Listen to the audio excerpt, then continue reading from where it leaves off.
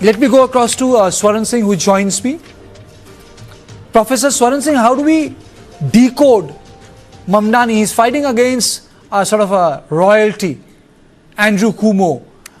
One part is in the context of his heritage, which is immigrant, South Asian, Hindu and a Muslim. But the second part is also what Mamdani is saying, So my question to you is Mamdani to Democrats what Trump was to Republicans in the first tenure, sir?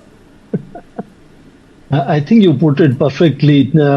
In many ways, Mamdani seems to be similar but exact opposite in terms of his politics compared to President Donald Trump.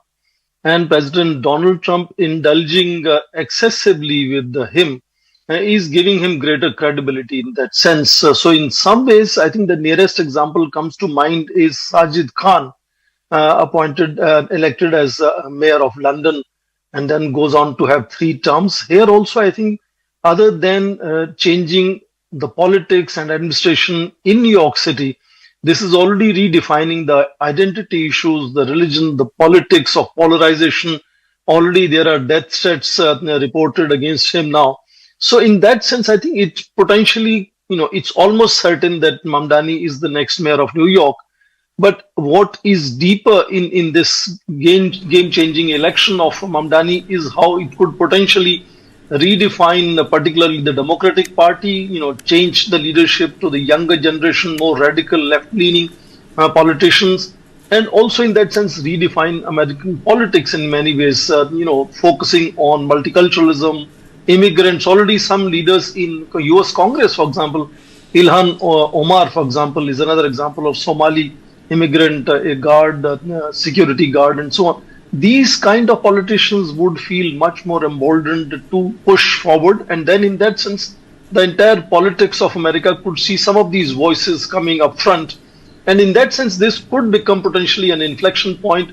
As far as election of mayor is concerned, I think most reports are saying it's already decided that Zohran Mamdani is going to be the next mayor of New York. Okay. I'll come to the moot point. When people vote for someone, even if when first timers are there, in Delhi people voted for Kejriwal. You have Prashant Kishore campaigning in Bihar, Barack Obama, even Clinton was a governor. So if I say I respect the mandate, so my question to Professor Zohran Singh is, why are New Yorkers more inclined towards Mamdani's style of politics? And is there a radical churn which is taking place within the democratic ecosystem, the way there was a churn in the Republican ecosystem where an outsider like Trump broke in? I mean, so Dick Cheney has passed away.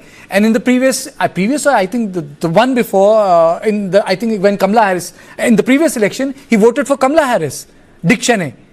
Professor Zohran Singh.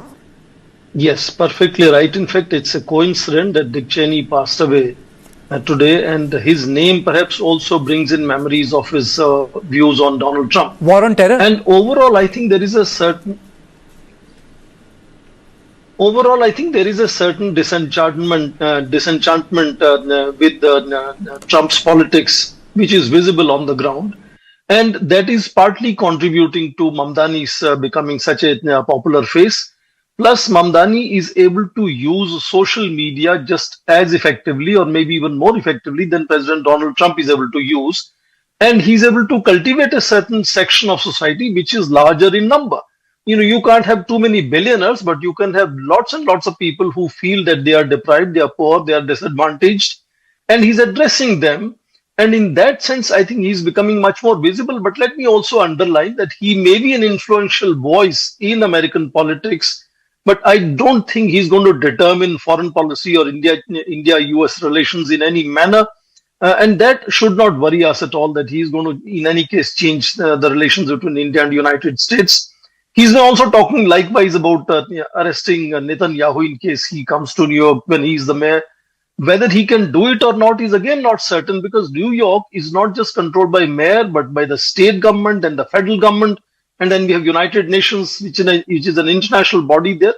So some of these could be election rhetoric also. But what I'm underlining is the kind of ground shaking, the visibility that he has and the impact he has on politics, and how he's then going to redefine the American politics.